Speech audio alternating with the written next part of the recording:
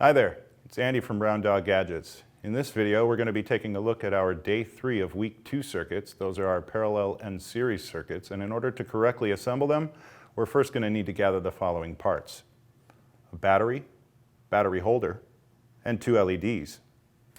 As with all of our circuits, we're going to start by creating some pathways laid atop our green Lego base plate with maker tape.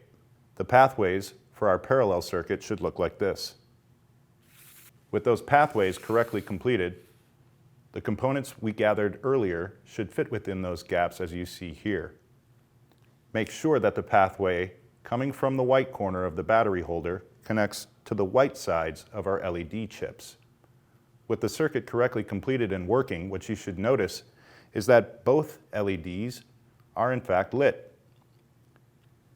You can also remove one LED, and the remaining LED will also stay lit. To transition from this circuit to our next circuit, which is our series circuit, we're going to reuse some of the pathways that we have already laid down on our base plate. Starting with what we already have, we will remove this entire branch and these portions so that what we're left with is what you see here. With the pathways looking this way, we can add 2 more and arrive with something that looks like this.